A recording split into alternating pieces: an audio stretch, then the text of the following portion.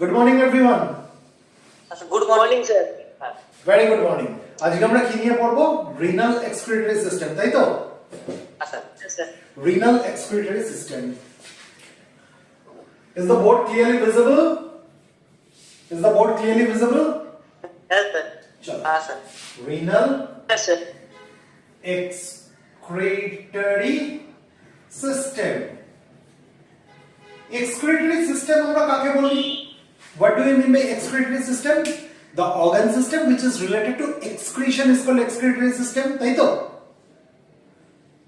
Yes, sir. যে organ system excretion এর সঙ্গে রিলেটেড তাকে আমরা কি বলি? excretory system. excretion মানে যে জিনিসগুলো আমাদের শরীরে দরকার নেই সেগুলো যে বেরিয়ে যাওয়ার পদ্ধতি সেটাকে বলা হয় excretion. যেমন ধরুন নাইট্রোজেনাস ওয়েস্ট, এটা কি আমাদের শরীরে প্রয়োজন নেই, এটা বেরিয়ে যাওয়া উচিত। তাহলে যে অর্গান সিস্টেম এক্সক্রিশনের সঙ্গে রিলেটেড তাকে আমরা বলবো এক্সক্রিটরি সিস্টেম, তাই তো? Yes, sir. এবং এই এক্সক্রিশনটা যখন রিনাল পাথওয়েতে হচ্ছে তখন সেই এক্সক্রিশনটাকে আমরা কি বলি? Renal excretion.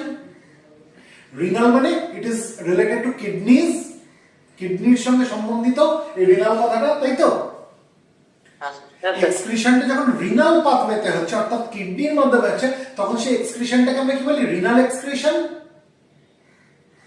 তাহলে রিনাল এক্সক্রিটরি সিস্টেম আমরা কাকে বলবো? The organ system which is related to renal excretion is called renal excretory system. Am I making myself clear?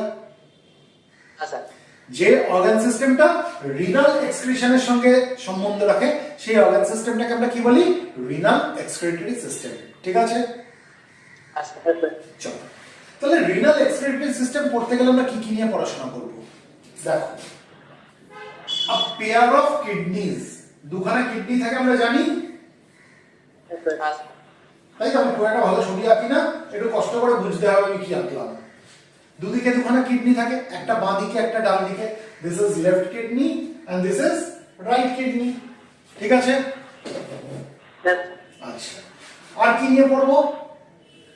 a pair of ureters, দুটো কিডনি থেকে কি বেরোয়? দুখানা ইউরেটার বেরোয়। মানে কিডনির মধ্যে যখন ব্লাডটাকে যখন ছেঁকে নিয়ে তার ভেতর থেকে ইউরিন তৈরি করা হয় সেই ইউরিনটা নিচের দিকে নামবে কি দিয়ে? এই ইউরেটার গুলো দিয়ে, তাই তো? ব্লাডের ফিল্ট্রেশন হয়, ফিল্ট্রেশন হয় কি তৈরি হয়? ইউরিন তৈরি হয়। কোথায় তৈরি হয়? কিডনির মধ্যে তৈরি হয়। এবার সেই ইউরিনটা নামবে কি দিয়ে? কিডনি থেকে বেরোয় কি দিয়ে?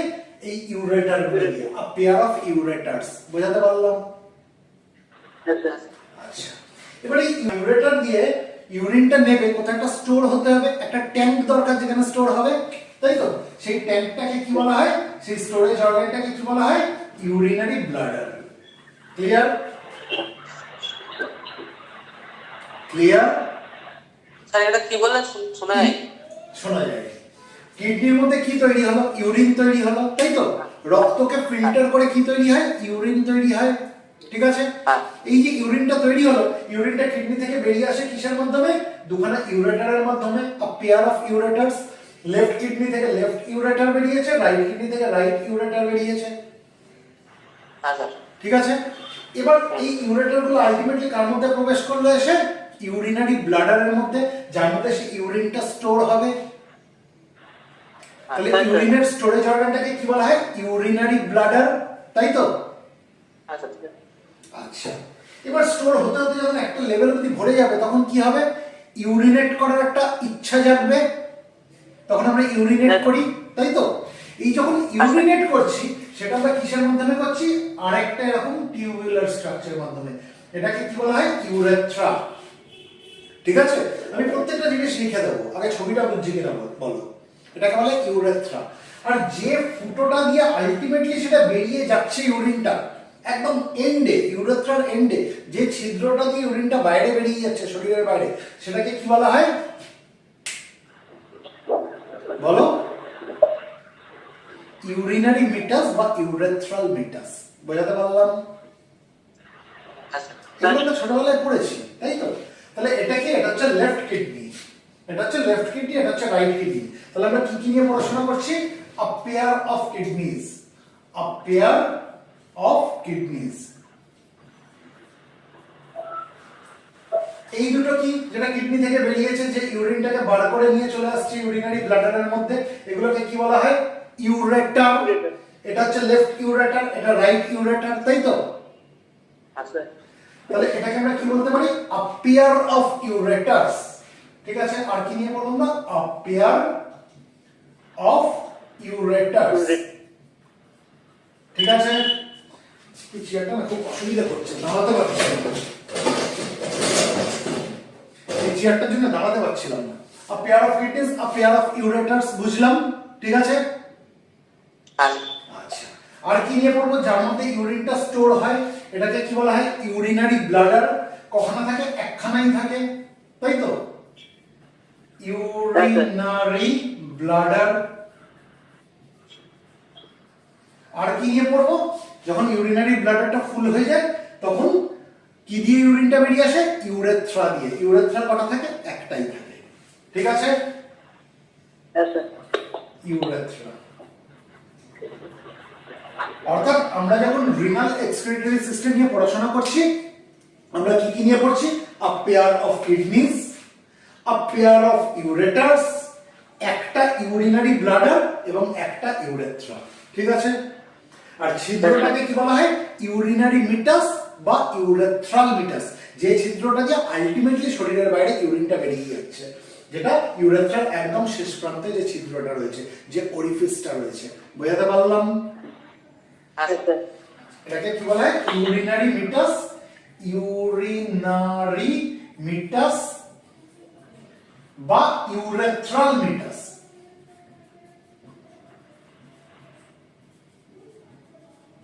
দুটোই ঠিক, তোমরা যেটা খুশি বলতে পারো। ঠিক আছে, এই অবধি আমাদের কাছে পরিষ্কার? আচ্ছা, এবার এই যে আমি কিডনি বললাম, আমাদের শরীরে কখানা কিডনি থাকে? দুটো থাকে, তাই তো? একটা বাঁ দিকে, একটা ডান দিকে। কিডনির রং কি? Radish brown. কিডনির কালার কি? Radish brown. Radish brown. বোঝাতে পারলাম? আমরা যদি কিডনির মাপ দেখি, কতটা মাপ? কিডনির মাপ কতটা? লম্বায় কতটা কিডনি জানো? 10 থেকে 12 সেন্টিমিটার। কিডনির লেন্থ হচ্ছে 10 থেকে 12 সেন্টিমিটার। ঠিক আছে, আমরা যদি কিডনির চওড়া দেখি, চওড়া কতটা? কিডনির চওড়া হচ্ছে মোটামুটি 5 থেকে 7 সেন্টিমিটার। উইডথ হচ্ছে 5 টু 7 সেন্টিমিটার। ঠিক আছে, আর আমরা যদি থিকনেস দেখি যে কতটা মোটা কিডনি, কতটা মোটা, সেটা হচ্ছে 2 থেকে 3 সেন্টিমিটার। থিকনেস হচ্ছে 2 থেকে 3 সেন্টিমিটার। বোঝাতে পারলাম? এবার ধরো আমরা মাপছি যে ওর ভর কতটা, ওর মাস কতটা। একজন প্রাপ্তবয়স্ক মানুষের, একজন অ্যাডাল্টের কিডনির মাস মোটামুটি 120 টু 170 গ্রাম হয়। মাস কত হয়? একজন প্রাপ্তবয়স্ক মানুষের ক্ষেত্রে বলছি, অ্যাডাল্ট। কত বললাম? 120 টু 170 গ্রাম। 120 টু 170 গ্রাম। বোঝাতে পারলাম? কি বোঝাতে পারলাম? এখানে তো বোঝার কিছু নেই, খালি কয়েকটা ডেটা আমি দিলাম। এই ডেটাগুলো যদি মাথায় রাখতে পারো খুব ভালো, যদি মাথায় না রাখতে পারো কোনো মহাভারত অশুদ্ধ হবে না। ঠিক আছে, কনসেপ্টটা মাথায় রাখতে হবে। যাই হোক, কিডনির রং কি? Radish brown. কিডনি কতটা? তার লম্বা কতটা? লেন্থ কতটা? 10 থেকে 12 সেন্টিমিটার মতো। চওড়া কতটা? উইডথ কতটা? 5 থেকে 7 সেন্টিমিটার মতো। থিকনেস কতটা? কতটা মোটা? 2 থেকে 3 সেন্টিমিটার মতো। আর তার ভর কতটা? মাস কতটা? একজন প্রাপ্তবয়স্ক মানুষের, অ্যাডাল্টের ক্ষেত্রে 120 টু 170 গ্রাম। বোঝাতে পারলাম? আচ্ছা, এবার কিডনি কোথায় লোকেটেড থাকে? কোনো কিছুর লোকেশন আমরা যখন পড়েছি, আমরা এর আগেও অনেকগুলো লোকেশন নিয়ে কথা বলেছি। আমরা কিসের রেফারেন্সে কথা বলি? আমাদের ভার্টিব্রাল কলামের রেফারেন্সে বলি। কোন ভার্টিব্রা থেকে কোন ভার্টিব্রা পর্যন্ত ওই কোন রিজিয়নটায় ওটা লোকেটেড, আমরা সেই ভার্টিব্রাল কলামের রেফারেন্স নিয়ে কথা বলেছি। কিডনির লোকেশন হচ্ছে, আমরা যদি ভার্টিব্রাল কলামের রেফারেন্সে দেখি, কিডনির লোকেশন হচ্ছে T12 টু L3। এর লোকেশনটা কোথায়? T12 two L3। এটার মানে কি? T12 টু L3 কি মানে কি? থোরাসিক ভার্টিব্রি গুলোর কথা বলছি, তাই তো? আর L3 মানে আমি কিসের কথা বলছি, লাম্বার ভার্টিব্রি বলছি। অর্থাৎ 12 নম্বর থোরাসিক ভার্টিব্রা যেটা রয়েছে সেখান থেকে 3 নম্বর যে লাম্বার ভার্টিব্রা সেই অবধি হচ্ছে এই কিডনির লোকেশন। বোঝাতে পারলাম? আমরা যখন মাসকিউলোস্কেলিটাল সিস্টেম পড়বো আমরা ডিটেইলসে পড়বো। তোমরা অলরেডি ছোটবেলায় পড়ে এসেছো, জানো সার্ভাইকাল ভার্টিব্রি কতগুলো থাকে? 7খানা। দেয়ার আর 7 সার্ভাইকাল ভার্টিব্রি, তাই তো? এবার সার্ভাইকাল ভার্টিব্রি যখন শেষ হয়ে গেল তখন কি দেখা যায়? কোন ধরনের ভার্টিব্রি আসে? থোরাসিক ভার্টিব্রি, তাই তো? থোরাসিক ভার্টিব্রি, তাই না? কতগুলো থাকে থোরাসিক ভার্টিব্রি? 12খানা থাকে। সার্ভাইকাল ভার্টিব্রি 7খানা। C1 to C7 হচ্ছে সার্ভাইকাল ভার্টিব্রি, ঠিক আছে? তারপরে হচ্ছে থোরাসিক ভার্টিব্রি, মানে এরকম করে লেখাটা ভুল, এরকম 1 2 3 4 এরকম করে নিচের দিকে নামবে, মানে C1 to C7 হচ্ছে সার্ভাইকাল ভার্টিব্রি। এবার সার্ভাইকাল ভার্টিব্রি শেষ হয়ে যাওয়ার পরে কি শুরু হয়? থোরাসিক ভার্টিব্রি। থোরাসিক ভার্টিব্রি কটা থাকে? 12টা থাকে, মানে T1 to T12। বোঝাতে পারলাম? তারপরে কি থাকে?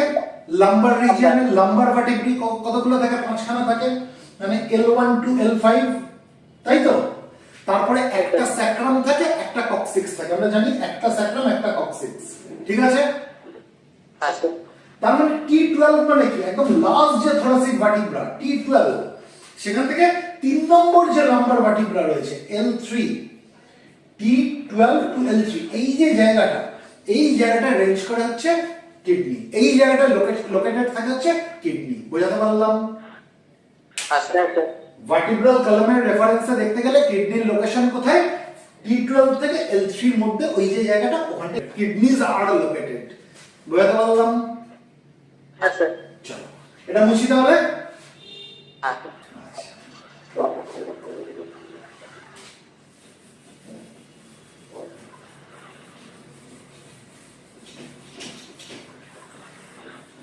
কিডনি ডিটেইলস আমরা পরে ঢুকবো, আগে কি আমরা ছবি এঁকেছি সেটা একটু নিয়ে আলোচনা করে নিই, তারপর আমরা কিডনির ভেতরে ঢুকবো। এটা কি এঁকেছি? দুখানা ইউরেটার এঁকেছি, আ পেয়ার অফ ইউরেটারস, তাই তো? ইউরেটার গুলোর মাপ কত? ইউরেটার কতটা লম্বা? মোটামুটি 20 থেকে 30 সেন্টিমিটার। ইউরেটারের মাপ হচ্ছে, ইউরেটার কত বললাম? 20 to 30 সেন্টিমিটার মতো। মানে আমি যদি এটাকে ইঞ্চে কনভার্ট করি, মোটামুটি 8 থেকে 12 ইঞ্চি মতো, 8 to 12 ইঞ্চেস। ক্লিয়ার? আচ্ছা, এবার ইউরেটারের পরে কি আসছে? ইউরিনারি ব্লাডার, তাই তো? ইউরিনারি ব্লাডারের কাজ কি? ইউরিনকে স্টোর করা। এখান থেকে ইউরিন গুলো এসে নামছে ইউরিনারি ব্লাডারের মধ্যে, কি হচ্ছে? এটা স্টোর হচ্ছে। স্টোর হতে হতে হতে হতে যখন একটা লেভেল অবধি ভরে যাবে তখন আমরা কি করব? তখন আমরা সেটাকে বার করে দেবো, ইউরিনেট করে দেবো, ঠিক আছে? এবারে ইউরিনারি ব্লাডার কতটা ইউরিনকে স্টোর করতে পারে, তার ক্যাপাসিটি কতটা জানো? Capacity of urinary bladder, capacity of urinary bladder to store urine। কতটা ইউরিন ইউরিনারি ব্লাডার স্টোর করতে পারে আমরা সেটা জানি। ফিমেলদের ক্ষেত্রে আমরা যদি ফিমেলদের কনসিডার করি, ফিমেলদের ক্ষেত্রে তার ইউরিনারি ব্লাডার মোটামুটি 500 মিলিলিটার মতো ইউরিন স্টোর করতে পারে। ফিমেলদের ক্ষেত্রে কত? 500 মিলিলিটার, 500 ml, 500 মিলিলিটার মতো ইউরিন স্টোর করতে পারে মহিলাদের ইউরিনারি ব্লাডার। আর পুরুষদের ক্ষেত্রে কত? পুরুষদের ক্ষেত্রে আরেকটু বেশি। মেলদের ক্ষেত্রে কত? মোটামুটি ওই 700 ml মতো, ঠিক আছে? মেলদের ক্ষেত্রে 700 মিলিলিটার মতো ইউরিন স্টোর করতে পারে। বোঝাতে পারলাম? তার মানে ইউরিনারি ব্লাডারের কাজ হচ্ছে ইউরিন স্টোর করা।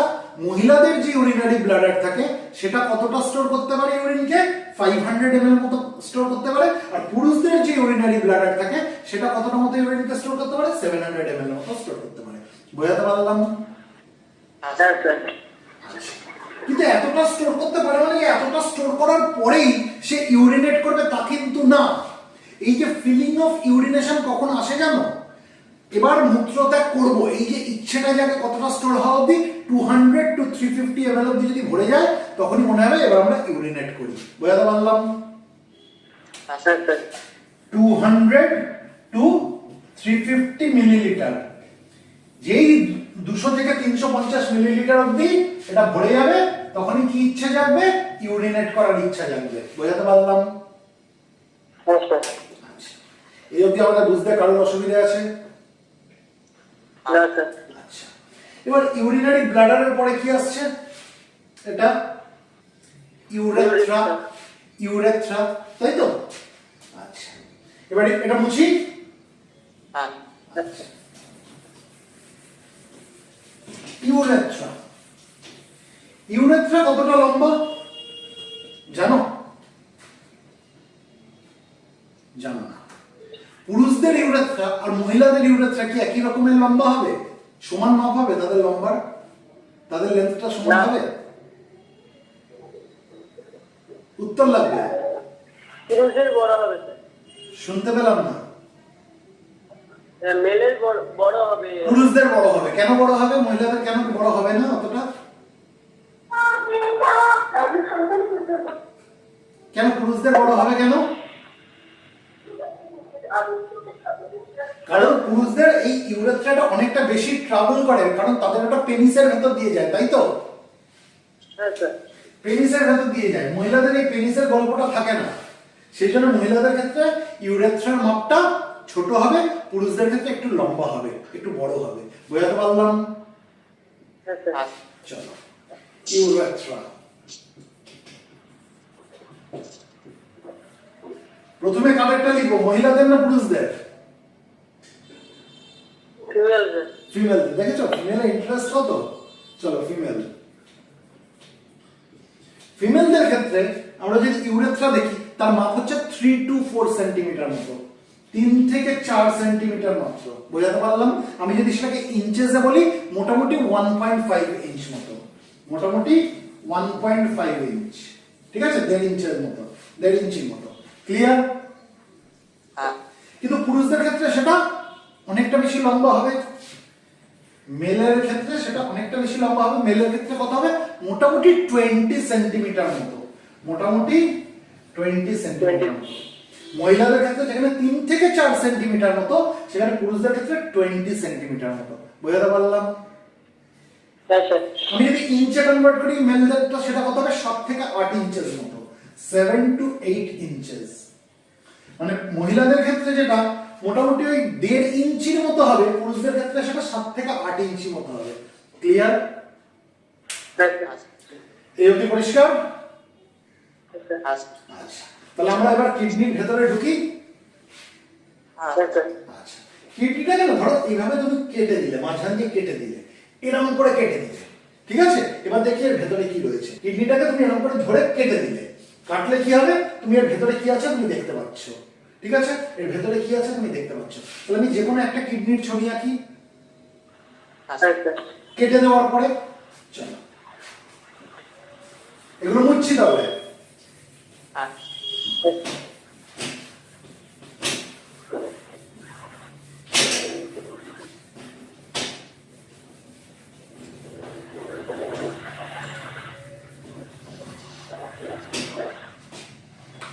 একটু বড় করে আঁকছি, হ্যাঁ, যাতে এর ভেতরে কি আছে তোমাদের বুঝতে সুবিধা হয়। একটু জিনিসটাকে বড় করে দিই।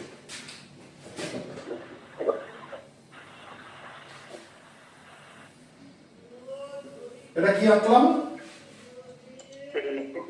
কিরম কিডনি হলো জানি না, মোটামুটি যদি বুঝতে পারো যে এরকম কিডনি দেখতে হয় তাহলেই আমার পক্ষে যথেষ্ট। আমি খুব একটা ভালো ছবি আঁকি না কিন্তু, ঠিক আছে? এবার কিডনির এই যে জায়গাটা, এই যে জায়গাটা, এই যে একটু জায়গাটা ঢুকে গেছে, বুঝতে পারছি? আচ্ছা। হ্যাঁ স্যার। এটাকে বলা হয় রিনাল হাইলাম। কি বলা হয়? রিনাল হাইলাম। ক্লিয়ার? হ্যাঁ স্যার। এই জায়গাটা দিয়ে অ্যাকচুয়ালি তোমার ওটা বেরিয়েছে, কি বলে? ইউরেটার বেরিয়েছে, তাই না? রিনাল হাইলাম দিয়ে ইউরেটার বেরিয়েছে, তাই তো? আচ্ছা।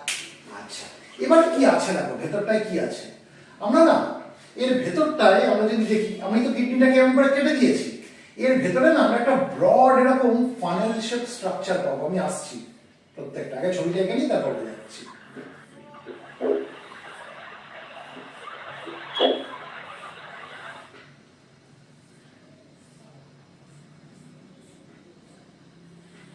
দেখো তো ছবিটা বোঝা যাচ্ছে? হ্যাঁ স্যার। এই যে জায়গাটা, এই জায়গাটা কিরকম একটা ফোঁদলের মতো, একটা চওড়া ফোঁদলের মতো জায়গা। ফানেল মানে হচ্ছে ফোঁদল। ফোঁদল আমরা বুঝি, ধরো কোনো বটলের মধ্যে তুমি তেল ঢালবে, বটলের মুখটা ছোট, তুমি তেলটা ঢালতে পারছো না, আমরা কি করি, একটা ফোঁদল নিই না, ফোঁদলের মধ্যে ঢালি যতটা বেরিয়ে যায়। এই জায়গাটা এরকম ফোঁদলের মতো, বোঝাতে পারছি? কেন বলো তো? কারণ এখানে যখন ইউরিন তৈরি হবে, ইউরিনগুলো এই ফোঁদলটার মধ্যে এসে ঢুকবে এবং সেটা আলটিমেটলি এইখান দিয়ে নেমে আসবে, এই ইউরেটার হয়ে নেমে আসবে। বোঝাতে পারলাম? তাহলে এটা যখন ফোঁদল, তাহলে ফোঁদল তো এরকম হয়, আমি তো মাঝখান দিয়ে কেটে নিয়েছি, তাহলে জিনিসটা কেমন হবে? এরকম টাইপের দেখছি, বুঝতে পারছি? ফোঁদল এরকম হয় তো, জিনিসটা এরকমই আছে, কারণ কিডনিটা এরকম, আমি কিডনিটাকে মাঝখান দিয়ে কেটেছি, তাহলে তো ফোঁদলটাও মাঝখান দিয়ে আমার এরকম কেটে গেছে, তাহলে জিনিসটা এই টাইপের হাফ হয়ে গেল। বোঝাতে পারছি ফোঁদলের মতো? এই যে ব্রড ফানেল শেপ যে স্ট্রাকচার, এই জায়গাটা, এটাকে বলা হয় রিনাল পেলভিস। এটাকে কি বলা হয়? Renal pelvis. Renal pelvis. তাহলে আমরা কটা নাম শিখলাম? দুটো নাম আপাতত শিখলাম। কি শিখলাম? একটা হচ্ছে এই জায়গাটাকে বলা হয় রিনাল হাইলাম, যে জায়গাটা একটু ঢুকে গেছে ভেতর দিকে, সেটাকে বলা হয় রিনাল হাইলাম। আর রিনাল হাইলাম দিয়ে কি বেরিয়েছে আমরা দেখছি, এটা ইউরেটার বেরিয়েছে। This is ureter. ইউরেটার। আর ইউরেটারের পরে আমরা কি দেখছি, একটা ফোঁদলের মতো জায়গা আছে, একটা ব্রড একটা ফানেল শেপ স্ট্রাকচার রয়েছে, যেটাকে বলে রিনাল পেলভিস। বোঝাতে পারলাম? এবারে রিনাল পেলভিসের মাথার দিকগুলো দেখো, এরকম কিছু প্রজেকশনস বেরিয়েছে, তাই না? দেখতে পাচ্ছি? এগুলোকে বলা হয় ক্যালিক্স। এক একটাকে বলা হয় ক্যালিক্স, প্লুরালে বলা হয় ক্যালিসেস। ক্লিয়ার? তাহলে এটা একটা ক্যালিক্স, এটা একটা ক্যালিক্স, এটা একটা ক্যালিক্স, এটা একটা ক্যালিক্স, অর্থাৎ আমরা কিছু ক্যালিসেস দেখতে পাচ্ছি। ঠিক আছে? আচ্ছা, এবারে ক্যালিক্স গুলোরও দুটো ভাগ আছে। একটা দেখো, কিছু সরু সরু এরকম টিউবুলার স্ট্রাকচার জুড়ে একটু মোটা টিউবুলার স্ট্রাকচার তৈরি করেছে, যেটা রিনাল পেলভিসে এসে ঢুকেছে, তাই না? কিছু সরু সরু এরকম টিউবুলার স্ট্রাকচার মিলে একটা আরেকটু মোটা একটা টিউবুলার স্ট্রাকচার তৈরি করেছে, যেটা রিনাল পেলভিসে ঢুকেছে। দেখতে পাচ্ছি? এই যে সরু সরু যে পাইপের মতো জিনিস, এগুলোকে বলা হয় মাইনর ক্যালিক্স। এটা একটা মাইনর ক্যালিক্স, এটা একটা মাইনর ক্যালিক্স, এটা একটা মাইনর ক্যালিক্স। বোঝাতে পারছি? এই মাইনর ক্যালিক্স গুলো, ক্যালিসেস গুলো জুড়ে কি তৈরি করেছে, এই যে আরেকটু মোটা যে টিউবুলার স্ট্রাকচারটা তৈরি করেছে, এটাকে বলে মেজর ক্যালিক্স। বোঝাতে পারলাম? তার মানে আমি তো এখানে তো এতগুলো ডিটেইলস রাখতে পারবো না, মোটামুটি 4 থেকে 5 খানা মাইনর ক্যালিসেস জুড়ে একটা মেজর ক্যালিক্স তৈরি হয়। ক্লিয়ার? আমি এখানে কটা গেছি? 3টে করে গেছি, তাই না? আমি যদি এখানে বেশি আঁকি ঘিঞ্জি হয়ে যাবে, মানে জিনিসটা এই টাইপের হয় আর কি। এই যে 4টে হয়ে গেল, 1 2 3 4, এরকম 4 থেকে 5 খানা মাইনর ক্যালিসেস মিলে গিয়ে কি তৈরি করেছে, একটা মেজর ক্যালিক্স তৈরি করেছে। বোঝাতে পারলাম?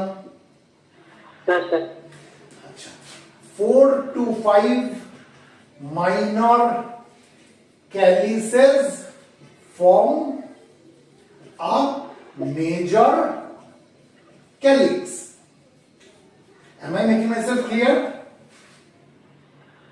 আচ্ছা, এই জিনিসটা কি আমাদের কাছে পরিষ্কার হলো যে কিছু মাইনর ক্যালিসেস জুড়ে সেটা একটা মেজর ক্যালিক্স তৈরি করে, তাই তো? আর সেই মেজর ক্যালিক্স এসে কার সঙ্গে মেশে? রিনাল পেলভিসে মেশে। ঠিক আছে? আচ্ছা, তার মানে ইউরিন যখন তৈরি হবে, ইউরিন গুলো যখন মাইনর ক্যালিসেস গুলোর মধ্যে ঢুকবে, সেই ইউরিনটা আলটিমেটলি কোথায় এসে পড়বে? মাইনর ক্যালিসেস গুলো থেকে মেজর ক্যালিক্সে আসবে, সেখান থেকে আলটিমেটলি রিনাল পেলভিসে এসে পড়বে, এবং রিনাল পেলভিস থেকে সেটা ইউরেটার দিয়ে নেমে ইউরিনারি ব্লাডারে চলে যাবে। এই অবধি পরিষ্কার? আচ্ছা, এবার আমরা এখানে না কিছু এরকম পিরামিডাল স্ট্রাকচার দেখবো, এরকম কনিক্যাল কিছু স্ট্রাকচার দেখবো।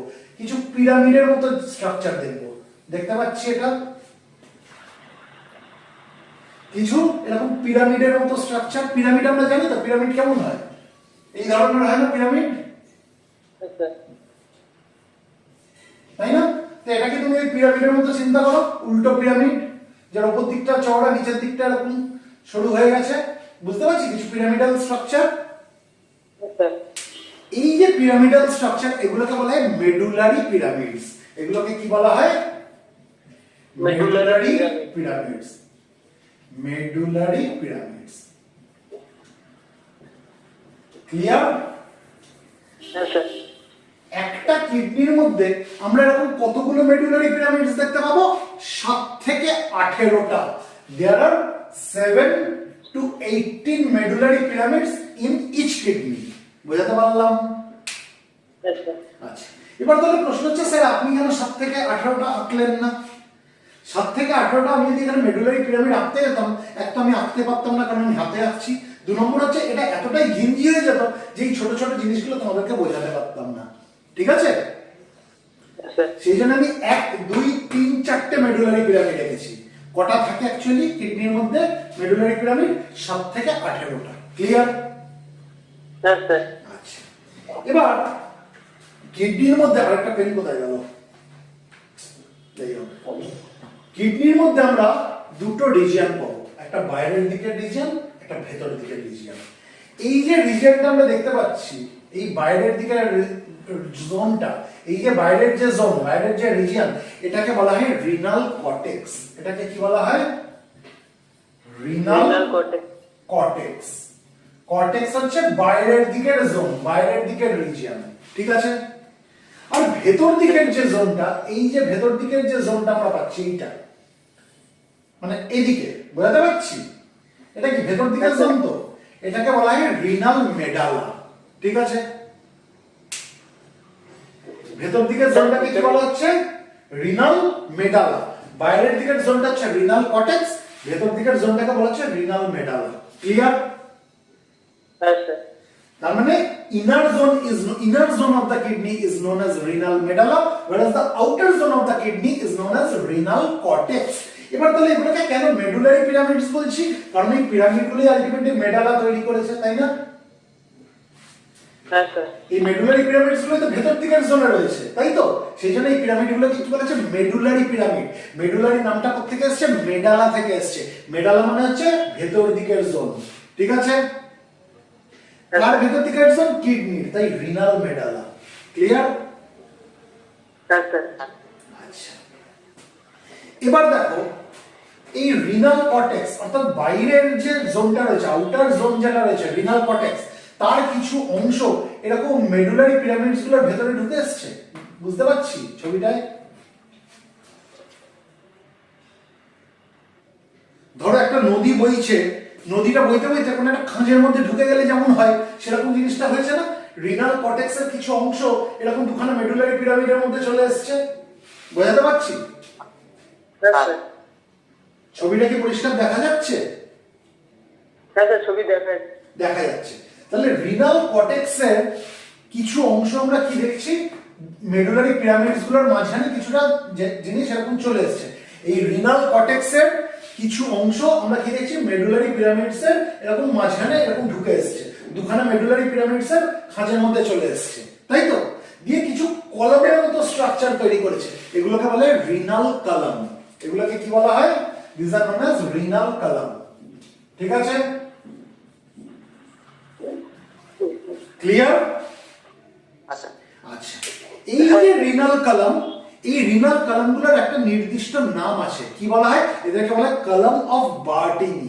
কি বলা হয়? Columns of Bertini. ক্লিয়ার? লিখে দিচ্ছি।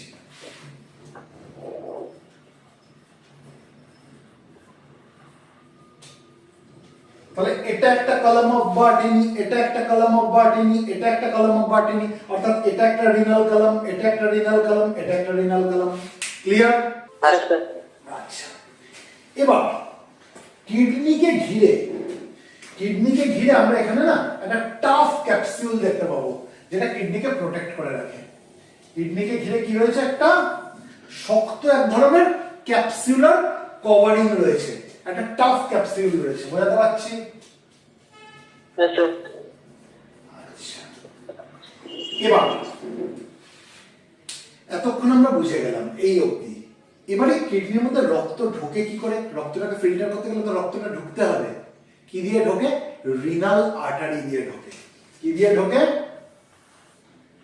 Renal artery. Renal artery. Renal artery দিয়ে দুদিকের কিডনিতে কি ঢুকে গেল? রক্ত ঢুকে গেল। ঠিক আছে, এই যে রিনাল হাইলাম বলে যে জায়গাটা, ওখান দিয়ে ভেতরে ঢুকে যাবে। বোঝাতে পারলাম? এবারে রিনাল আর্টারি কিডনির মধ্যে ঢুকে সেগুলো বিভিন্ন ব্রাঞ্চেসে ভাগ হবে, ছোট ছোট ব্রাঞ্চেসে ভাগ হবে, তাই তো? হয়ে গিয়ে এখানে দেখো কিছু জিনিস আছে যারা ওই রক্তটাকে ফিল্টার করে ইউরিন তৈরি করবে, অর্থাৎ কিডনির যেগুলো হচ্ছে ফাংশনাল ইউনিট, সেগুলোকে কি বলা হয়? নেফ্রন।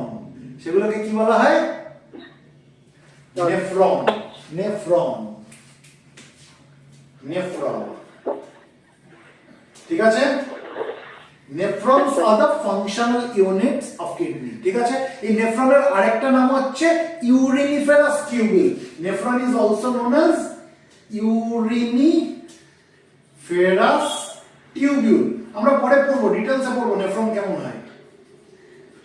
তাহলে এই যে রিনাল আর্টারি যে রক্তটাকে এনে কিডনির মধ্যে ঢুকিয়ে দিল, ঢুকিয়ে দেওয়ার পরে এই রক্তটা কি হয়ে যাবে? রক্তটার ফিল্ট্রেশন হবে, এই রিনাল আর্টারিকে বিভিন্ন সরু সরু ব্রাঞ্চেসে ভাগ হয়ে যাবে। ঠিক আছে, এবং সেখান থেকে রক্তটা ফিল্টার হয়ে তার ভেতরে যে ওয়েস্ট মেটেরিয়াল যেগুলো বার করে দেওয়ার আছে, নাইট্রোজেনাস ওয়েস্ট, সেগুলো বেরিয়ে ফিল্টার হয়ে চলে আসবে এবং সেগুলো আলটিমেটলি এসে এখানে এসে ঢুকবে। এই ফিল্ট্রেশনের কাজটা কোথায় হচ্ছে? নেফ্রনের মধ্যে হচ্ছে। বোঝাতে পারলাম? আচ্ছা, এবার এখানে যে রক্তটা ঢুকেছে এটা তো অক্সিজেনেটেড ব্লাড, তাই তো? কারণ কিডনির অক্সিজেন লাগবে, তাকে অক্সিজেন সাপ্লাই করতে হবে। তাহলে এবার কিডনিকে সব অক্সিজেন দিয়ে ওখান থেকে কি কালেক্ট করবে? কার্বন ডাই অক্সাইড কালেক্ট করবে, তাই তো? হয়ে ডিঅক্সিজেনেটেড ব্লাড হয়, আমরা দেখবো এখান থেকে রিনাল ভেন হয়ে সেটা বেরিয়ে আসলো। ক্লিয়ার?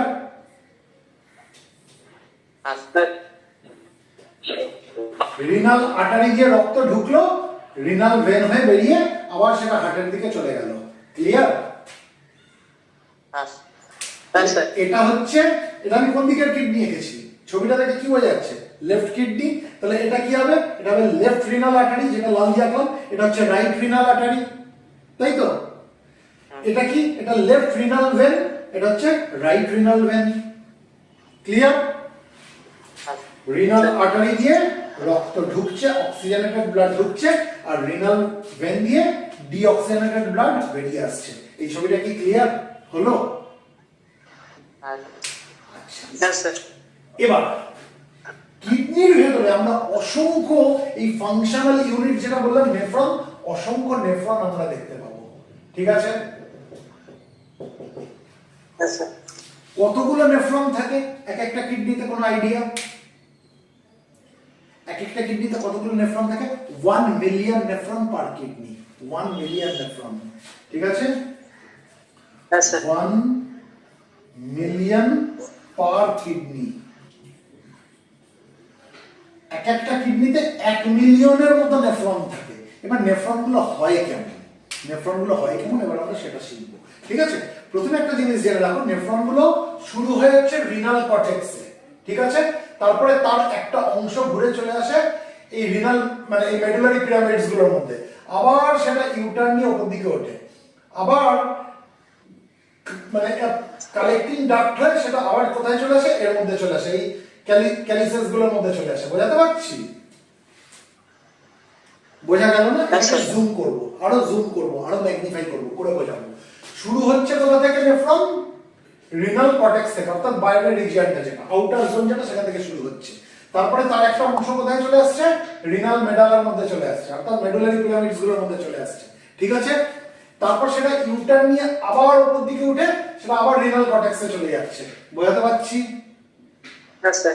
আচ্ছা, তারপরে সেটা কালেক্টিং ডাক্টে আলটিমেটলি আবার রিনাল মেডালার মধ্যে ঢুকছে, অর্থাৎ মেডুলারি পিরামিডস এর মধ্যে ঢুকে এই ক্যালিসেস গুলোর মধ্যে চলে আসছে। তার মানে এখানে যে ইউরিনটা তৈরি হলো, সেই ইউরিনটা কি হবে, আস্তে এরকম করে নেবে, আস্তে আস্তে এরকম করে ঘুরে ঘুরে আলটিমেটলি কোথায় এসে পড়বে, এই মাইনর ক্যালিসেস গুলোর মধ্যে পড়বে, সেখান থেকে মেজর ক্যালিক্সে আসবে, সেখান থেকে কোথায় আসবে, রিনাল ক্যালিক্সে আসবে, এবং আলটিমেটলি সেটা ইউরেটার হয়ে নেবে আসবে কোথায়, ইউরিনারি ব্লাডারে। বোঝাতে পারলাম? হ্যাঁ স্যার। এবার কোনো একটা নেফ্রনকে আমি আবার বড় করি, এটা তো আমি একটা নেফ্রন আঁকলাম, এটা তো আমি একটা নেফ্রন আঁকলাম, এরকম কতগুলো নেফ্রন থাকে পার কিডনিতে, 1 মিলিয়ন মতো নেফ্রন থাকে। ক্লিয়ার? হ্যাঁ স্যার। নেফ্রনের আরেকটা নাম কি, ইউরিনিফেরাস টিউবিউল। ইউরিনিফেরাস টিউবিউল। এবার তাহলে একটা নেফ্রনকে আমি বড় করি, ঠিক আছে? হ্যাঁ স্যার। চলো এটা বুঝবো? হ্যাঁ স্যার। আচ্ছা, খালি এই জিনিসটা মনে রাখো, বাইরের রিজিয়নটা, কিডনির বাইরের রিজিয়নটা হচ্ছে রিনাল কর্টেক্স, যেখান থেকে নেফ্রন শুরু হয়েছে। এবার তার একটা অংশ কোথায় ঢুকে আসলো, রিনাল মেডালার মধ্যে চলে আসলো, তাই তো? তারপর আবার একটা হেয়ারপিন টার্ন নিয়ে, ইউ টার্ন নিয়ে, সেটা আবার মেডালা থেকে কোথায় চলে গেল, কর্টেক্সে চলে গেল, ঠিক আছে? তারপরে সেটা কালেক্টিং ডাক্ট হয়ে কোথায় চলে আসবে, আবার মেডালার মধ্যে চলে আসবে, এসে সেটা এই মাইনর ক্যালিসেস গুলোর মধ্যে তার ইউরিনটা ঢেলে দেবে। ক্লিয়ার? স্যার। সেই ইউরিন মাইনর ক্যালিক্স থেকে মেজর ক্যালিক্সে আসবে, প্রত্যেকটা ক্ষেত্রেই তাই হবে। মেজর ক্যালিক্স থেকে কোথায় আসবে, রিনাল পেলভিসে আসবে, রিনাল পেলভিস থেকে ইউরেটার হয়ে কিডনির বাইরে বেরিয়ে চলে আসবে, বাইরে বেরিয়ে কোথায় আসবে, ইউরিনারি ব্লাডারে স্টোর হবে। ক্লিয়ার? Yes sir. চলো এটা মুছছি, এবার নেফ্রন আঁকি।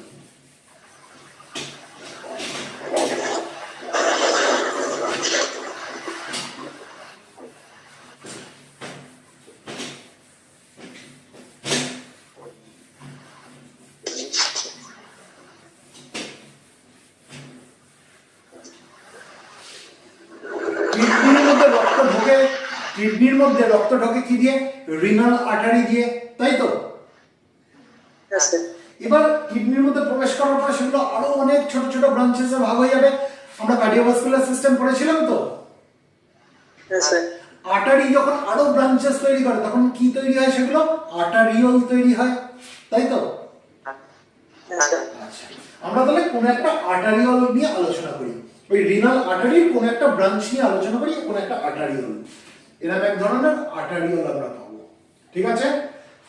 এটা হচ্ছে রিনাল আর্টারিরই একটা ব্রাঞ্চ, একটা আর্টারিওল। এবার এই আর্টারিওলটা এসে আমরা দেখব এরকম টাফট অফ ক্যাপিলারিজ তৈরি করেছে। টাফট অফ ক্যাপিলারিজ মানে এরকম না,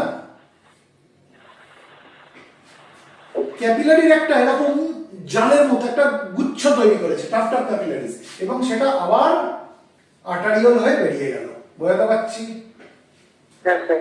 রক্তটা এদিক থেকে আসছে, এই টাফট অফ ক্যাপিলারিজ এর মধ্যে ঢুকছে, দিয়ে এদিক দিয়ে রক্তটা এগিয়ে যাচ্ছে সামনের দিকে। ক্লিয়ার? হ্যাঁ স্যার। এই যে টাফট অফ ক্যাপিলারিজ দেখছি, এটাকে বলা হয় গ্লোমেরুলাস। এটাকে কি বলা হয়, গ্লোমেরুলাস, ঠিক আছে? এবার গ্লোমেরুলাসের দিকে যে আর্টারিওল রক্তটাকে নিয়ে আসে, সেই আর্টারিওলটাকে বলা হয় afferent arteriole. Afferent arteriole, afferent arteriole. বোঝাতে পারলাম? এই অ্যাফারেন্ট আর্টারিওল দিয়ে রক্ত এসে গ্লোমেরুলাসের মধ্যে ঢুকবে এবং সেটা আবার এক ধরনের আর্টারিওল দিয়ে বেরিয়ে যাবে। এই যে আর্টারিওলটা দিয়ে বেরিয়ে যাচ্ছে এটাকে বলে এফারেন্ট আর্টারিওল।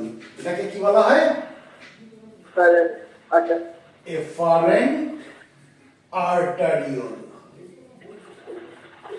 এই অ্যাফারেন্ট আর এফারেন্ট এই নাম আমরা বিভিন্ন অর্গান সিস্টেম পড়ার সময় কিন্তু পেয়েছি।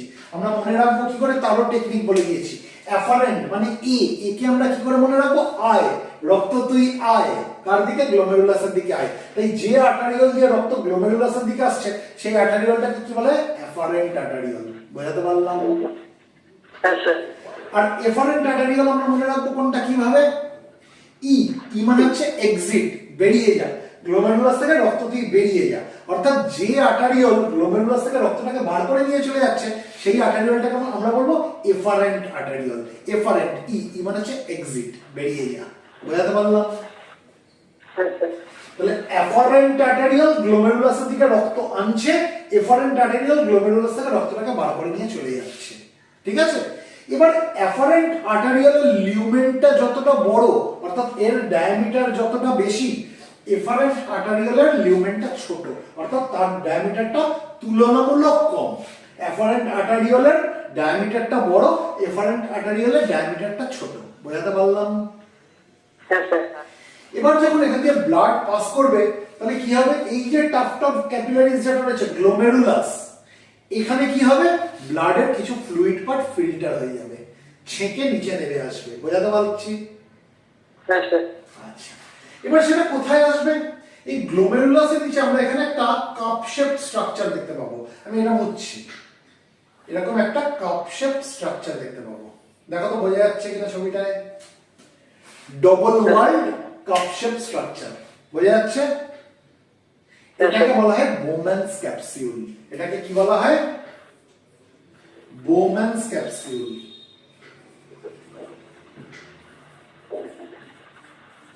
তাহলে এই গ্লোমেরুলাসের ভেতর দিয়ে যখন রক্তটা পাস করছে, তার কিছুটা ফ্লুইড পার্ট এবং তার সঙ্গে আরো কিছু কোথায় ফিল্টার হয়ে নেমে আসলো?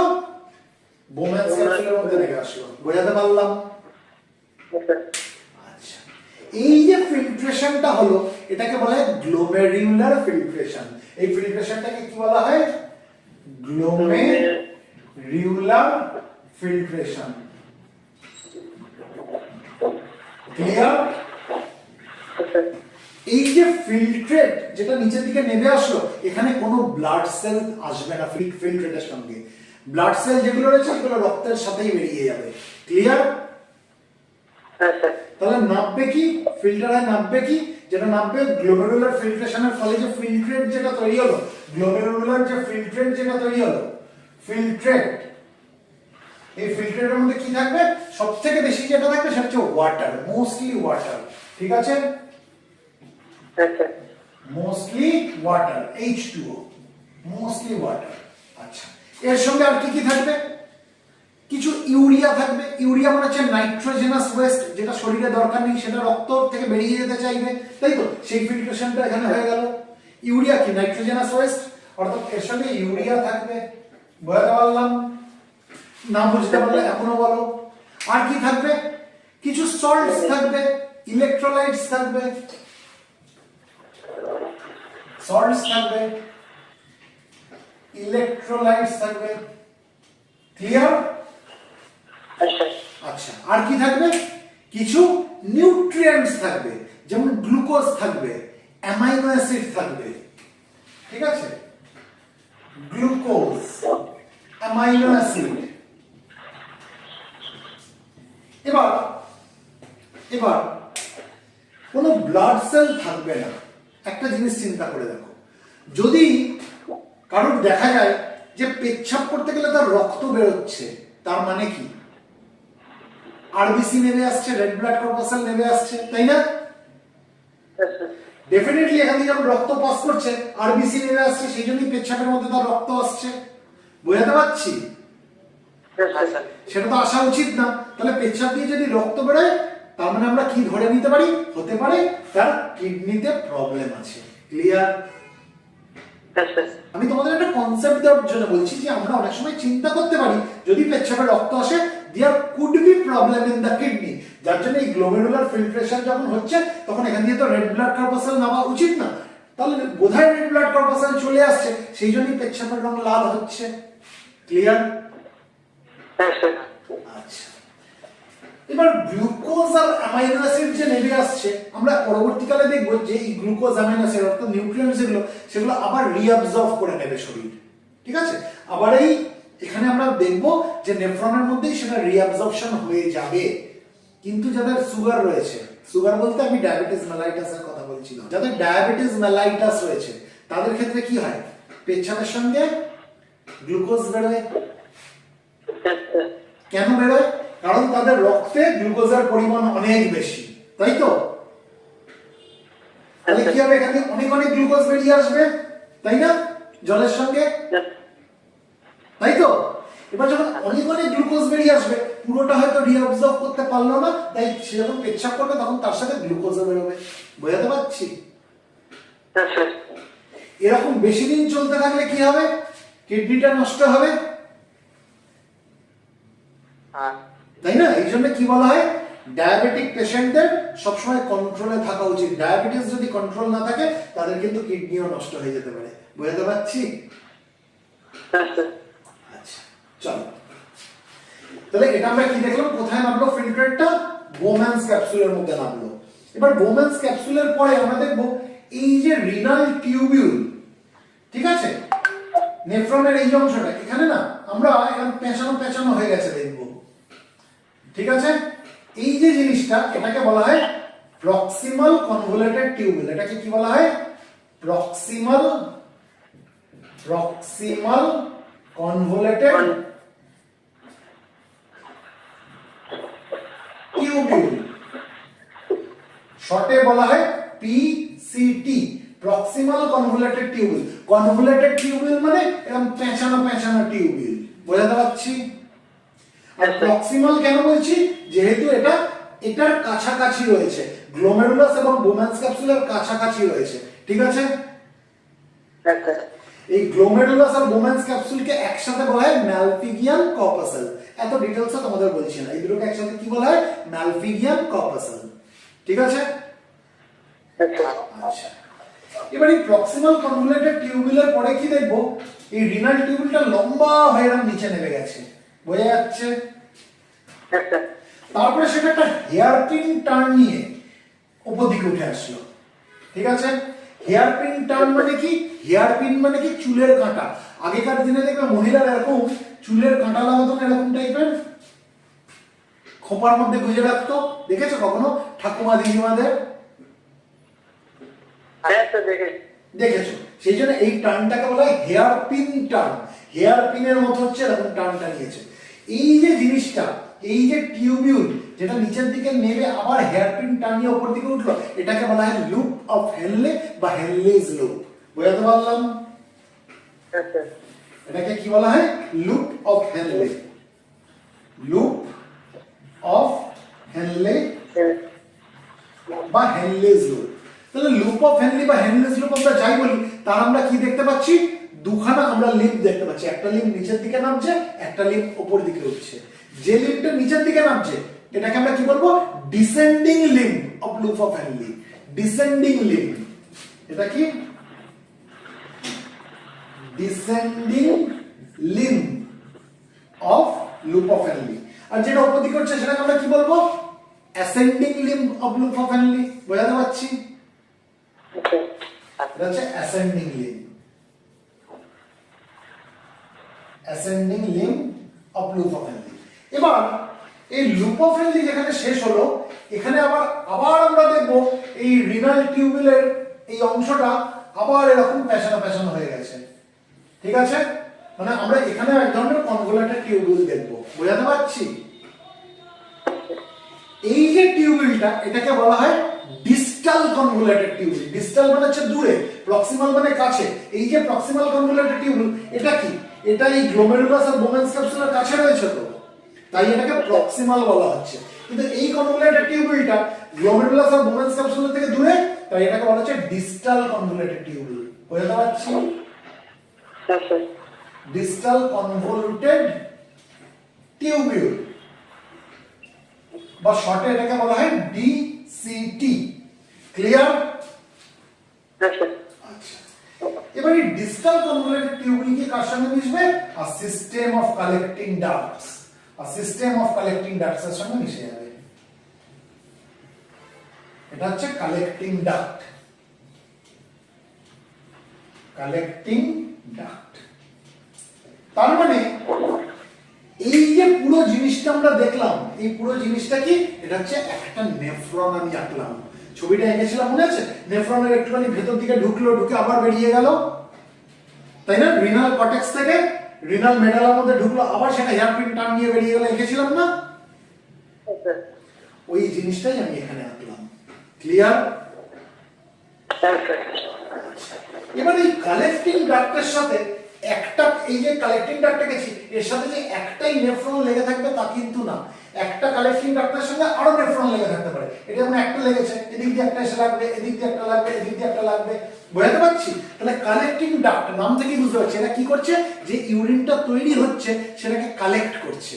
এই পুরোটা পাস করার সময় যে ইউরিনটা তৈরি হচ্ছে সেটাকে কালেক্ট করছে কালেক্টিং ডাক্ট। ক্লিয়ার? হ্যাঁ স্যার। তার মানে একটা কালেক্টিং ডাক্টের সঙ্গে অনেকগুলো নেফ্রন লেগে থাকতে পারে। আমি একটার ছবি এঁকেছি। ক্লিয়ার? হ্যাঁ স্যার। আচ্ছা, এবার দেখো আমি এখানে একটা দাগ দিচ্ছি। কেন দাগ দিচ্ছি দেখি কে বলতে পারে। এখানে একটা আমি দাগ দিচ্ছি, বোঝা যাচ্ছে দাগটা? দেখা যাচ্ছে বোর্ডে? লাল দিয়ে দিলাম। হ্যাঁ স্যার। কেন এই দাগটা দিলাম বলতে পারবে? এই দাগটার উপরের দিকটা হচ্ছে কিডনির বাইরের রিজিয়ন অর্থাৎ রিনাল কর্টেক্স, আর এ পাশটা হচ্ছে কিডনির ভেতরের রিজিয়ন অর্থাৎ রিনাল মেডালা। ক্লিয়ার কি ক্লিয়ার না? হ্যাঁ স্যার। আমি ওই ছবিটাকে যেটা এঁকেছিলাম ছোট্ট করে নেফ্রনটাকে, সেটাকে আমি এখানে ম্যাগনিফাই করেছি, জুম করেছি, বড় করেছি। এই পাশটা হচ্ছে রিনাল কর্টেক্স, বাইরের দিকের রিজিয়ন, এ পাশটা হচ্ছে রিনাল মেডালা মানে ভেতরের দিকের রিজিয়ন। তাহলে ছবিটা দেখে আমরা কি বুঝতে পারছি?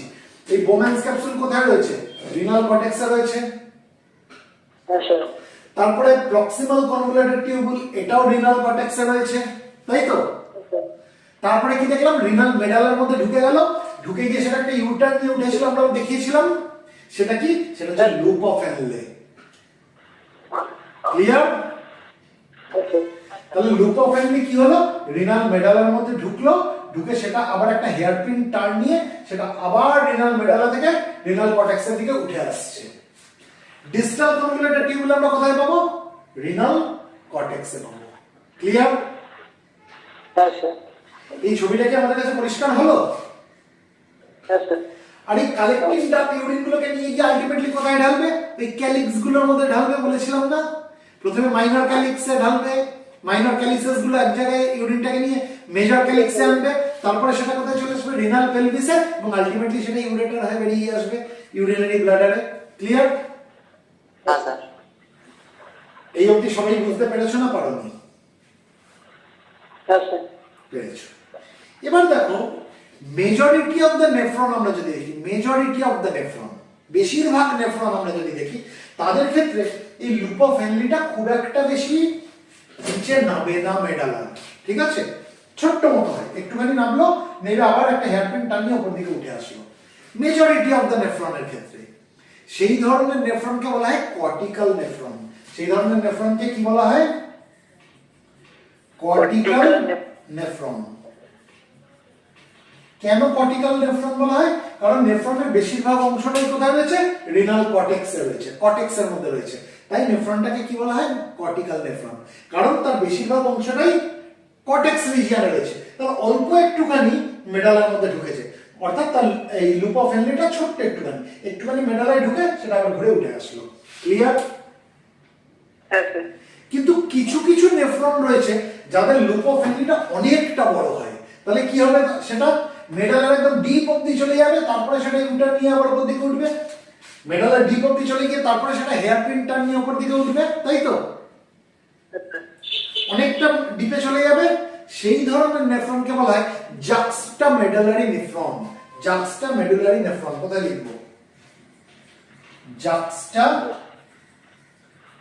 Medullary nephron. কেন? কারণ এটা মেডালার মধ্যে অনেকটা ঢুকে গেছে। ক্লিয়ার? হ্যাঁ স্যার। তাহলে তোমাকে যদি আজকের পরে কেউ জিজ্ঞেস করে what is the difference between cortical nephron and juxtamedullary nephron, তুমি কি বলবে বলো?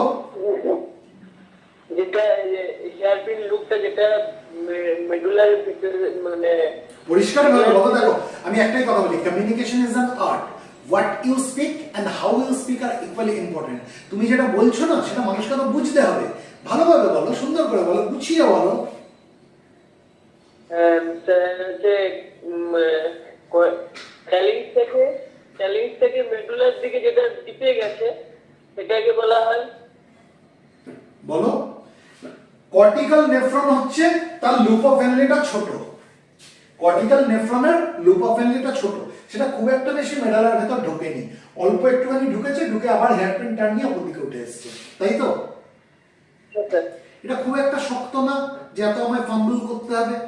কিন্তু জাক্সটামেডুলারি নেফ্রনের ক্ষেত্রে কি, তার লুপ অফ হেনরিটা অনেকটা বড়, সেটা মেডালার অনেকটা ভেতর অব্দি গেছে, তারপরে সেটা হেয়ারপিন টার্ন নিয়ে ওপর দিকে উঠেছে। বোঝাতে পারলাম? হ্যাঁ স্যার। আচ্ছা, বেশিরভাগ নেফ্রন কোন ধরনের হয়, কর্টিক্যাল নেফ্রন না জাক্সটামেডুলারি নেফ্রন? বেশিরভাগ নেফ্রন কর্টিক্যাল নেফ্রন, তাই তো? আর সামান্য কিছু নেফ্রন রয়েছে যারা জাক্সটামেডুলারি নেফ্রন হয়। ক্লিয়ার? হ্যাঁ স্যার। আচ্ছা, তাহলে এই জায়গাটা আমি বুঝছি। এবার ইউরিন যে তৈরি হয়, ইউরিন ফর্মেশনের তিনটে ধাপ কি কি? একটা ধাপকে বলা হয় গ্লোমেরুলার ফিল্ট্রেশন, একটা ধাপকে বলা হয় রিঅ্যাবজর্পশন, আর একটা ধাপকে বলা হয় সিক্রেশন। তিনটে ধাপ কি কি? গ্লোমেরুলার ফিল্ট্রেশন বা এটাকে আলট্রা ফিল্ট্রেশনও বলা হয়, একটা হচ্ছে রিঅ্যাবজর্পশন, একটা হচ্ছে সিক্রেশন। এবার কি হয় না, এই যে গ্লোমেরুলার ফিল্ট্রেশন হলো, এখানে কতটা ফিল্ট্রেট তৈরি হয়? আমি তো এটা একটা নেফ্রন এঁকেছি, এরকম অসংখ্য নেফ্রন থাকে, এক একটা কিডনিতে 1 মিলিয়ন নেফ্রন থাকে, তাহলে দুটো কিডনি মিলিয়ে বুঝতে পারছো কত নেফ্রন রয়েছে। পার ডে কতটা এরকম গ্লোমেরুলার ফিল্ট্রেশনের জন্য ফিল্ট্রেট তৈরি হয় বলতে পারবে? পার ডে, প্রত্যেক দিন জানো? 180 লিটারস ফিল্ট্রেট কতটা তৈরি হয়? 180 লিটারস পার ডে। বোঝাতে পারলাম? হ্যাঁ স্যার। একটা নেফ্রনের ক্ষেত্রে কি 180 লিটার তৈরি হয় না, সবগুলো মিলিয়ে টোটাল কতটা গ্লোমেরুলার ফিল্ট্রেশনের কারণে ফিল্ট্রেট তৈরি হচ্ছে? 180 লিটার পার ডে। 180 লিটার মানে বুঝতে পারছো কতটা? আমরা 1 লিটারের, আমরা যে জল খাই 1 লিটারের বোতল, তাই তো? বড় বোতল হচ্ছে 2 লিটার, তাই না? হ্যাঁ স্যার। কিন্তু পার ডে কতটা ফিল্ট্রেট তৈরি হচ্ছে? 180 লিটারস পার ডে। তাহলে আমরা কি এই এতটা জলকে আমরা ইউরিনেট করে বার করে দিই সারাদিনে শরীর থেকে? কখনোই করি না, কখনোই করি না। আমরা কতটা ইউরিনেট করি পার ডে? মাত্র 1.5 লিটার। কতটা ইউরিনেট করি আমরা পার ডে? 1.5 লিটার। মাত্র 1.5 লিটার পার ডে। অর্থাৎ গ্লোমেরুলার ফিল্ট্রেশনের কারণে ফিল্ট্রেট তৈরি হলো 180 লিটার পার ডে, তার মধ্যে থেকে মাত্র 1.5 লিটার আমরা ইউরিনেট করছি। তাহলে বাকি জলটা কোথায় যাচ্ছে? বাকি জলটা রিঅ্যাবজর্ব হয়ে যাচ্ছে। বোঝাতে পারলাম? হ্যাঁ স্যার। যখন ফিল্ট্রেটটা এখান দিয়ে নামছে তখন কি হতে হতে যাচ্ছে? সেটা রিঅ্যাবজর্ব হতে হতে যাচ্ছে। ক্লিয়ার? হ্যাঁ স্যার। কোথাও যদি বুঝতে অসুবিধা থাকে আমাকে বলো। না স্যার, বোঝা যাচ্ছে। আচ্ছা, তাহলে এটা গেল রিঅ্যাবজর্পশন। এরপর আমরা কিছু দেখবো, যখন ইউরিন মানে এই ফিল্টারটা এখান দিয়ে পাস করতে করতে যাচ্ছে, এর মধ্যে কিছু জিনিস সিক্রেটও হবে, কিছু জিনিস ছেড়ে দেবে নেফ্রন ওই ফ্লুইডটার মধ্যে, সেটাকে বলা হয় সিক্রেশন। এবার তাহলে আমরা শিখে নিই যে কি কি রিঅ্যাবজর্ব হয় আর কি কি সিক্রেট হয়। ভাই আলটিমেটলি ইউরিনটা যখন তৈরি হচ্ছে, এই ইউরিনটা তৈরি হওয়ার আগে অবধি কি কি রিঅ্যাবজর্ব হয় আর কি কি সিক্রেট হয় সেগুলো শিখে নিই। হ্যাঁ স্যার। ইউরিন ফর্মেশনের তিনটে ধাপ কি কি কি বললাম? গ্লোমেরুলার ফিল্ট্রেশন বা যার আরেকটা নাম হচ্ছে আলট্রা ফিল্ট্রেশন। দ্বিতীয় ধাপ রিঅ্যাবজর্পশন। 3 নম্বর ধাপ সিক্রেশন। ঠিক আছে, চলো এগুলো বুঝছি তাহলে।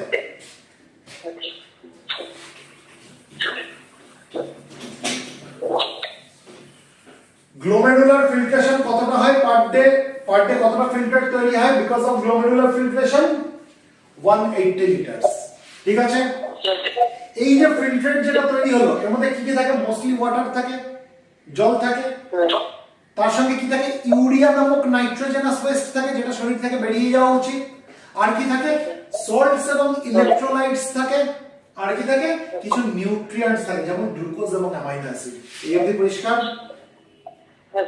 আচ্ছা, এবার যখন এই ফিল্ট্রেটটা প্রক্সিমাল কনভলিউটেড টিউবুলে আসলো, অর্থাৎ পিসিটি এর মধ্যে যখন ঢুকলো, প্রক্সিমাল কনভলিউটেড টিউবুল, এখানে 67% of the water will get reabsorbed. এখানে 67% অফ ওয়াটার কি হয়ে যাবে? রিঅ্যাবজর্ব হয়ে যাবে প্রক্সিমাল কনভলিউটেড টিউবুলে। বোঝাতে পারলাম? Yes, sir. এবার এই যে নিউট্রিয়েন্টস যেগুলো গ্লুকোজ অ্যামাইনো অ্যাসিড এগুলো কি বেরিয়ে যাওয়া উচিত না উচিত না? এগুলো তো নিউট্রিয়েন্টস, এগুলো বেরোনো উচিত না? তাহলে almost 100% of the nutrients reabsorb হয়ে যাবে, অর্থাৎ গ্লুকোজ অ্যামাইনো অ্যাসিড এগুলো অলমোস্ট 100% রিঅ্যাবজর্ব হয়ে যাবে। বুঝতে পারলাম? মানে প্রায় পুরোটাই রিঅ্যাবজর্ব হয়ে যাবে এই প্রক্সিমাল কনভোলুলেটেড টিউবুল থেকে। বোঝাতে পারলাম কি পারলাম না? Yes, sir. আচ্ছা, আর এই প্রক্সিমাল কনভোলুলেটেড টিউবুল এর মধ্যে কি সিক্রেট করবে? যখন এই ফিল্টারটা এখান দিয়ে যাচ্ছে এর মধ্যে কি সিক্রেট করবে? এই কিছু নাইট্রোজেনাস ওয়েস্ট সিক্রেট করবে, যেমন হচ্ছে ধরো ক্রিয়েটিনিন, অ্যামোনিয়া, এগুলোর সিক্রেশন হবে। সিক্রেশনটা আমি লাল দিয়ে লিখছি। ক্রিয়েটিনিন, অ্যামোনিয়া, এগুলো কি? দিস আর নাইট্রোজেনাস ওয়েস্ট, এগুলো সিক্রেটেড হবে প্রক্সিমাল কনভোলুলেটেড টিউবুল দিয়ে। বোঝাতে পারলাম? Yes, sir. আচ্ছা, এবার প্রক্সিমাল কনভোলুলেটেড টিউবুল থেকে ওই ফিল্ট্রেটটা এই ক্রিয়েটিনিন, অ্যামোনিয়া এগুলোকে নিয়ে কার মধ্যে ঢুকবে? লুপ অফ হেনলির মধ্যে ঢুকবে, তাই তো? Yes, sir. প্রথমে হচ্ছে descending limb of loop of Henle, তারপরে সেটা ascending limb of loop of Henle দিয়ে উঠে যাবে। Clear? Yes, sir. Descending limb of loop of হেনলিতে 15% ওয়াটারে রিঅ্যাবজর্ব হয়ে যাবে। কত? 15% অফ ওয়াটারে রিঅ্যাবজর্ব হয়ে যাবে। বোঝাতে পারলাম? Yes, sir. আচ্ছা, এবার ascending limb of loop of Henley যেটা উপর দিকে উঠছে, এখানে কি হবে? এখানে খুব সামান্য পরিমাণ ইলেকট্রোলাইটের রিঅ্যাবজর্ব হয়ে যাবে। সামান্য পরিমাণ ইলেকট্রোলাইটের রিঅ্যাবজর্পশন হয়ে যাবে। ক্লিয়ার? Yes, sir. আচ্ছা, এবার যখন এই ফিল্ট্রেটটা লুপ অফ হেনলি দিয়ে যাচ্ছে তখন এই লুপ অফ হেনলিও কিছু নাইট্রোজেনাস ওয়েস্ট ওর মধ্যে ঢেলে দেবে। সেই নাইট্রোজেনাস ওয়েস্টটা কি? সেটা হচ্ছে ইউরিয়া। ইউরিয়া, বুঝতে পারলাম? Yes, sir.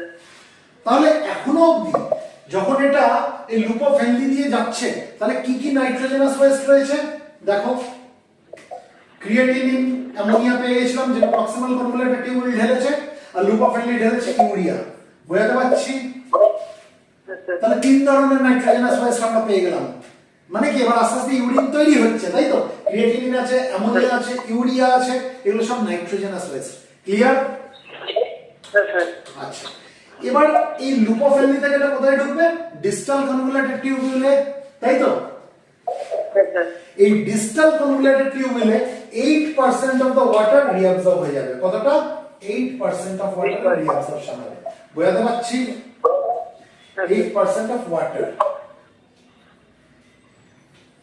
Clear? Yes, sir. আচ্ছা, এর সঙ্গে কি হবে? খুব সামান্য কিছু ইলেকট্রোলাইটস এর রিঅ্যাবজর্পশন হবে। খুব সামান্য কিছু ইলেকট্রোলাইটস এর রিঅ্যাবজর্পশন হবে। এবার দেখো তাহলে কালেক্টিং ডাক্টে ঢোকার আগে কত পার্সেন্ট অফ ওয়াটারের রিঅ্যাবজর্পশন হয়ে গেল? একটু যোগ করো দেখি তোমরা অঙ্কে কতটা ভালো। প্রক্সিমাল কনভোলুলেটেড টিউবিউলে 67% অফ ওয়াটারের রিঅ্যাবজর্পশন হয়েছিল, তাই তো? Yes, sir. Descending limb of loop of হেনলিতে 15% অফ ওয়াটারের রিঅ্যাবজর্পশন হলো। ডিস্টাল কনভোলুলেটেড টিউবুলে 8% অফ ওয়াটারের রিঅ্যাবজর্পশন হলো। তাহলে কত পার্সেন্ট টোটাল ওয়াটারের রিঅ্যাবজর্পশন হয়ে গেল? 90%, sir. 90%। তার মানে কি এই যে গ্লোমেরুলার ফিল্ট্রেশনে যে 180 লিটার যে তৈরি হয়েছিল তার 90% অলরেডি রিঅ্যাবজর্ব হয়ে গেল। বোঝাতে পারলাম? Yes, sir. আচ্ছা, এই ডিস্টাল কনভোলুলেটেড টিউবুল 8% অফ ওয়াটারকে যে রিঅ্যাবজর্ব করছে তার সঙ্গে সিক্রেট কি কি করছে? সিক্রেট করছে হচ্ছে এই ডিস্টাল কনভোলুলেটেড টিউবুল অ্যামোনিয়া সিক্রেট করছে, হাইড্রোজেন আয়ন সিক্রেট করছে এবং পটাশিয়াম আয়ন সিক্রেট করছে। কি কি বললাম? ডিস্টাল কনভোলুলেটেড টিউবুল কি কি সিক্রেট করছে? অ্যামোনিয়া। অ্যামোনিয়াটা কি? অ্যামোনিয়া হচ্ছে নাইট্রোজেনাস ওয়েস্ট, তার সঙ্গে কি সিক্রেট করছে? হাইড্রোজেন আয়ন এবং পটাশিয়াম আয়ন। তাহলে দেখো আমরা যদি কি কি নাইট্রোজেনাস ওয়েস্ট সিক্রেটেড হয় আমরা যদি দেখি কি কি দেখলাম আমরা। প্রক্সিমাল কনভোলুলেটেড টিউবুল কি সিক্রেট করেছিল? ক্রিয়েটিনিন এবং অ্যামোনিয়া, এই দুটোই হচ্ছে nitrogenous West. Loop of Henley কি সিক্রেট করেছিল? ইউরিয়া। আর ডিস্টাল কনভোলুলেটেড টিউবুল কি সিক্রেট করলো? অ্যামোনিয়া। অর্থাৎ যে ইউরিনটা তৈরি হলো তার মধ্যে দিয়ে কি কি নাইট্রোজেনাস ওয়েস্টকে আমরা বার করে দিতে পারছি? ক্রিয়েটিনিনকে পাচ্ছি, অ্যামোনিয়াকে পাচ্ছি এবং ইউরিয়াকে পাচ্ছি। এই অবধি আমরা বুঝলাম। এবার সেটা ঢুকলো কালেক্টিং ডাক্টে। এবার কালেক্টিং ডাক্টে ঢোকার পরেও সেখানে রিঅ্যাবজর্পশন হবে, ঠিক আছে? কিন্তু কালেক্টিং ডাক্টের রিঅ্যাবজর্পশনটা ভেরিয়েবল অ্যামাউন্টে হয়। ভেরিয়েবল অ্যামাউন্টে হয় মানে কি, যদি রিঅ্যাবজর্ব করার প্রয়োজন বেশি থাকে বেশি রিঅ্যাবজর্ব করবে, যদি রিঅ্যাবজর্ব করার প্রয়োজন অতটা না থাকে তাহলে কম রিঅ্যাবজর্ব করবে। কালেক্টিং ডাক্টে ওয়াটারের রিঅ্যাবজর্পশনটা ভেরিয়েবল অ্যামাউন্টে হয়। একটা উদাহরণ দিলে বুঝতে পারবে। ধরো কোনো একটা মানুষের ডিহাইড্রেশন হয়ে গেছে। ডিহাইড্রেশন হয়ে গেছে মানে কি, তার শরীর থেকে জল বেরিয়ে গেছে। ধরো he or she is suffering from severe diarrhoea, কুলকুল করে সে পাতলা পাটি করছে, তাহলে কি হচ্ছে, তার শরীর থেকে জল বেরিয়ে যাচ্ছে, তাই তো? Yes, sir. তাহলে তার শরীর থেকে যে জল বেরিয়ে যাচ্ছে, শরীর কি চাইবে, জলকে ধরে রাখার জন্য, তাই না? Yes, sir. Yes, sir. যাতে জল বেশি না বেরিয়ে যায় পেচ্ছাপের মাধ্যমেও, ইউরিনের মাধ্যমেও যাতে জল বেশি না বেরিয়ে যায়, তাহলে কালেক্টিং ডাক্ট কি করবে, যত বেশি পারবে জলকে সে রিঅবজর্ব করে শরীরের মধ্যে রাখার চেষ্টা করবে। বোঝাতে পারলাম? Yes, sir. আর যদি মানুষটার ডিহাইড্রেশন না থাকে, যদি আমার তোমার মতোই নর্মাল অবস্থায় থাকে, তাহলে কালেক্টিং ডাক্ট কি করবে, অতটা জলকে রিঅবজর্ব করবে না, Yes, sir. তাই তো? তাহলে কালেক্টিং ডাক্টে জলের রিঅ্যাবজর্পশন হয়, কিন্তু সেটা কি, সেটা হচ্ছে ভ্যারিয়েবল অ্যামাউন্টে হয়। প্রয়োজন বুঝে সে জলকে রিঅ্যাবজর্ব করে। যদি মনে করে বেশি জল রিঅ্যাবজর্ব করার দরকার, সে বেশি জল রিঅ্যাবজর্ব করবে। যদি শরীরের প্রয়োজন থাকে যে বেশি জল রিঅ্যাবজর্ব করে রাখতে হবে, সে বেশি জল রিঅ্যাবজর্ব করবে। শরীরের যদি অতটা প্রয়োজন না থাকে, ও তাহলে অতটা জল রিঅ্যাবজর্ব করবে না। মোটামুটি দেখা গেছে যে 180 লিটার পার ডে যদি গ্লোমেরুলার ফিল্ট্রেশনের কারণে ফিল্ট্রেট তৈরি হয়, আর আমরা ইউরিনেট করি পার ডে কত, মানে 1.5 লিটার পার ডে মতো, মানে 99% of the water gets reabsorbed. Am I making myself clear? Yes, sir. তাহলে ইউরিন ফর্মেশনের তিনটে ধাপ আমরা বুঝলাম কি কি। Glomerular filtration, which is also known as ultrafiltration, দ্বিতীয় ধাপ হচ্ছে রিঅ্যাবজর্পশন, আর 3 নম্বর ধাপ হচ্ছে secretion. Clear? Yes, sir. So this is all about renal excretory system. সবার কাছে কনসেপ্ট পরিষ্কার? Yes, sir. তাহলে এখানে শেষ করি। Yes, sir. চলো।